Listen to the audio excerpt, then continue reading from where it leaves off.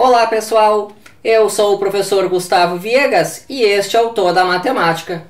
Um espaço vetorial V é um conjunto não vazio de objetos chamados vetores, tais que sobre esses vetores eu consigo definir duas operações, a soma de vetores e a multiplicação por escalar.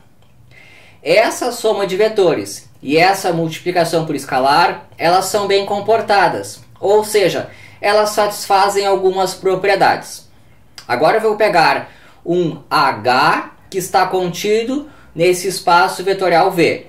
O H ele é um subespaço vetorial de V se ele contiver o vetor nulo, se quando eu pegar dois vetores em H, o vetor soma está em H, se quando eu pegar um vetor V que está em H, multiplicá-lo por uma constante, eu encontro um novo vetor do H.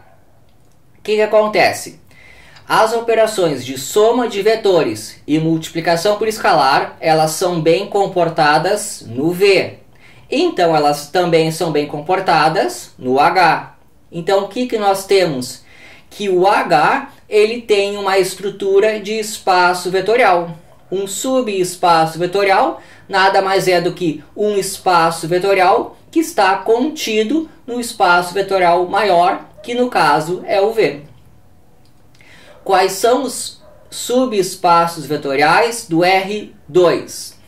O espaço formado só pelo vetor nulo. O espaço do tipo reta que passa pela origem. Eu vou pegar uma reta que passa pela origem. Ela contém o vetor nulo. Se eu pegar dois vetores em cima da reta, a soma continua em cima dessa reta aí. Se eu pegar um vetor em cima da reta que passa pela origem, multiplicá-lo por um número qualquer, vai dar um vetor ainda em cima da reta. E o outro exemplo é o próprio R2. O R2 é um subespaço vetorial do próprio R2. Agora, exemplos que não são subespaços vetoriais do R2.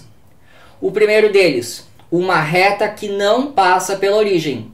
Se a reta não passa pela origem, ela não contém o vetor nulo. Então, isso aí não é um subespaço vetorial do R2.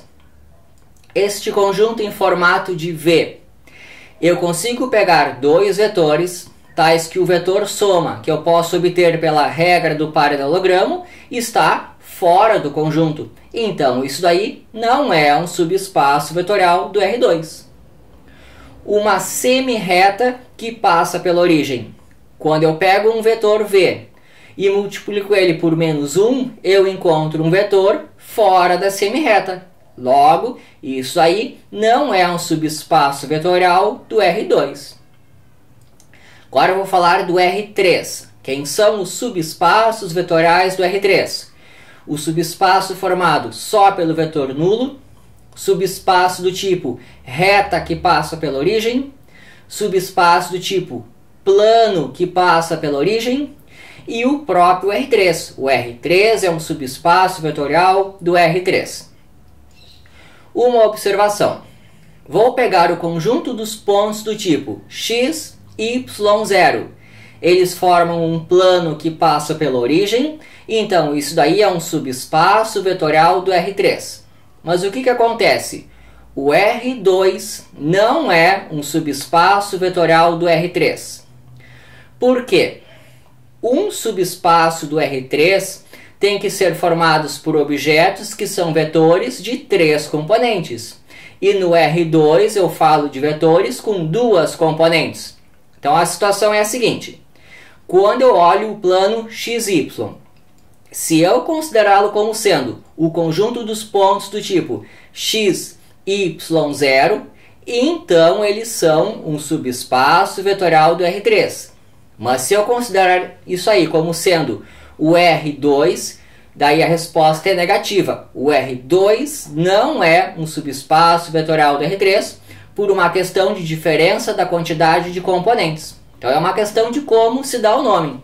Chamando ele de XY0, ele é subespaço do R3. Chamando ele de R2, a pergunta nem faz sentido. O R2 não é subespaço do R3.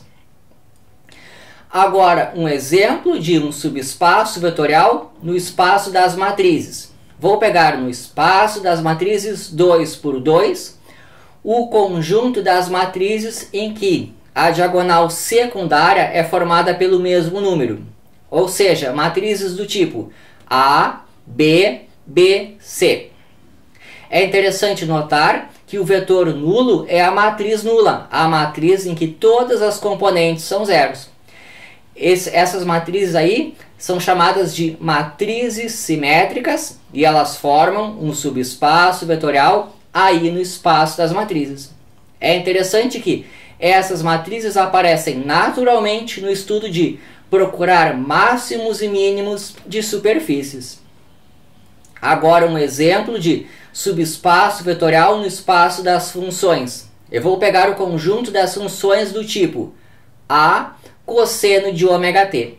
É interessante que agora o vetor nulo é a função nula, ou seja, a função que vale zero sempre.